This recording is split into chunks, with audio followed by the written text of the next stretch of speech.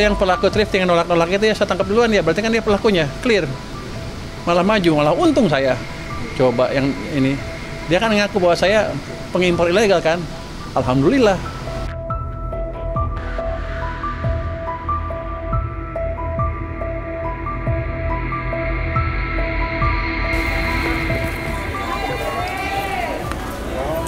Setelah adanya pelarangan impor pakaian thrift, mulai muncul reaksi dari masyarakat, baik itu pedagang maupun pembeli pakaian thrift. Nah, hari ini kami sudah berada di Pasar Senen. Kita akan bertemu dengan perwakilan dari Asosiasi Pedagang Pakaian Thrift untuk mengetahui seperti apa sih sebetulnya aturan ini berdampak kepada mereka. Bang Robert. Ya. Pak Robert Ginting saya. Ya, saya Tanti dari Fakta TV One. Ya. Bang Robert, hari ini kita berada di tengah-tengah Pasar Senen, salah satu pusat pembelanjaan pakaian thrift yang terbesar di Jakarta ya. Benar. Menanggapi kemarin muncul aturan, kemudian disampaikan juga oleh pemerintah bahwa mereka akan menindak adanya impor pakaian thrift atau pakaian bekas. Seperti apa tanggapannya? Jadi kita dari pedagang thrifting ini ya, kita mau pemerintah itu jangan setiap penggantian menteri, kami itu pedagang thrifting ini dikambing hitamkan.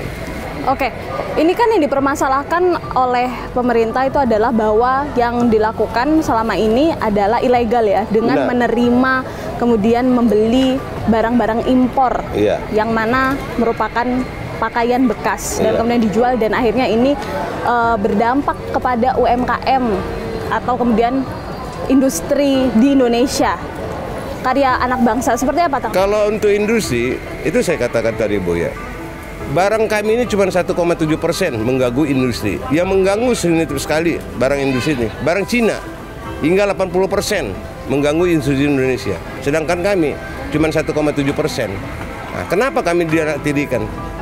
Jadi abang menyebut artinya kalau yang mengganggu industri lokal itu sebetulnya adalah barang dari Cina, bukan barang thrifting. Bukan barang thrifting. Tahu banyak, saya baru pulang 2 bulan lalu dari Thailand. Di Thailand itu kita dengar itu Duna Fashion. Tapi barang industri mereka dimasukin barang thrifting tidak mengganggu. Maka saya meminta kepada pemerintah, tolong kami ini pedagang thrifting ini disuruh bayar pajak, dikasih kuota supaya tahu mengganggu nggak.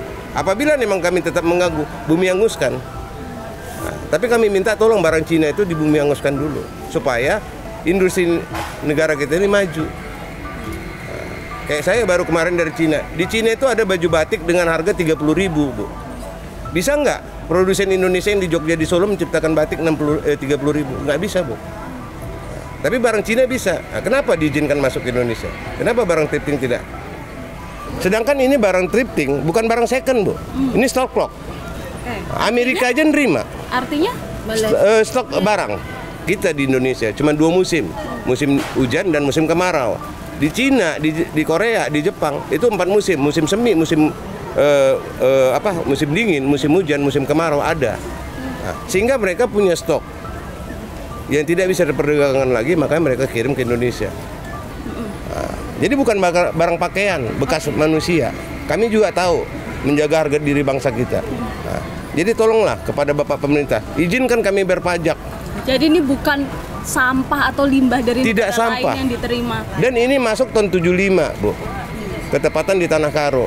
Kalau kandai kan barang ada virus, mungkin Tanah Karo itu udah punah tahun 75. Nah, tapi enggak sekarang. Ini banyak masyarakat ini butuh makan dari thrifting. Nah, mereka katakan sampah. Di mana sampahnya? Selama ini kalau prosesnya itu seperti apa sih? Mendapatkan barang dari luar kemudian dijual ke Indonesia, prosesnya kayak gimana sih, Bang? Itu, Bu, saya bilang tadi, karena kita ingin membayar pajak ke negara tidak mau, makanya ada solusi penyeludup yang ingin membantu kami mencari makan. Oleh dari itu kami terpaksa, kami ingin butuh makan, kami pakai mafia penyeludup dong. Nah, karena kami ingin bayar pajak pemerintah tidak terima. Oke, mafia penyeludup ini dari siapa, Bang? Ya, itulah penyeludup dari luar negeri. Nah, kami minta pemerintah, ayo duduk bareng sama pedagang thrifting. Berapa kami bayar pajak? Biar kami bayar pajak. Oke, selama ini berapa memang yang harus dibayar kepada mafia? Tidak ada. Kalau kami bayar mafia, kami bayar sampai MM-an. Saya akan mengasih yang 1 M itu untuk pemerintah agar pedagang thrifting ini dilegalkan. bukan dibumi-hanguskan. Kurang apa? Kami ini pedagang ini mau membayar pajak tapi tidak diterima. Setelah kemarin muncul kemudian bahwa akan ditindak, ada nggak dampaknya kepada para pedagang banyak sekarang? Pedagang itu takut, pembeli juga takut.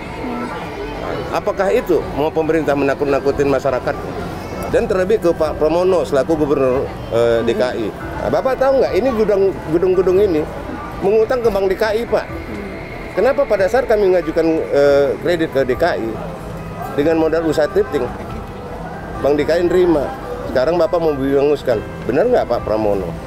Tolong Pak, jangan asal ngomong, duduk bareng sama rakyatnya, Pak. Cari solusi. Sekali lagi saya harap kepada pemerintah, terlebih Pak Purbaya, tolong duduk bareng sama pedagang thrifting untuk kita duduk bareng. Berapa kami berbayar pajak? Kami siap. Nah, jadi tolonglah.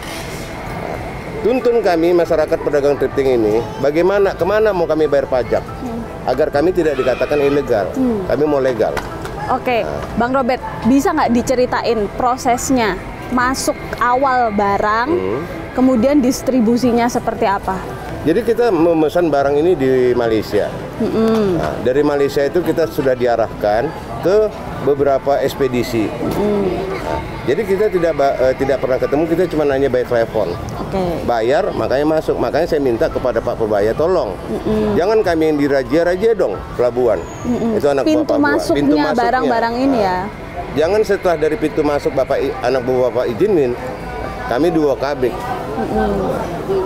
Itulah sekali lagi saya mohon ke Pak Purbaya, tolonglah diresmikan. Nah, tuntunlah kami pedagang thrifting ini, kemana mau kami bayar pajak, bagaimana caranya, berapa persen. Ini kan Pak, pasti ada modalnya kan? Benar. Nah, kira-kira berapa sih besarnya dan seperti apa kemudian modalnya? Kalau soal besar modal, Bu, kita cukup besar modalnya. Bahkan Bank DKI yang memodalin kami mendagang thrifting.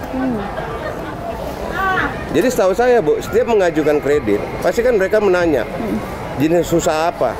Thrifting. Kenapa pada saat kami mengajukan diizinkan, tapi setelah kami terima uang DKI, kami mau dibumi-hanguskan?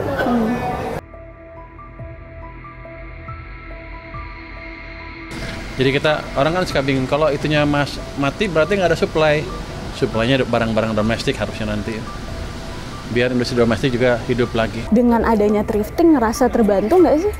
Lumayan sih, karena kalau aku lagi bingung mau ngapain, biasanya aku nge-thrift kan. Oh gitu. Iya. Jadi udah jadi gaya hidup nih, udah jadi tren.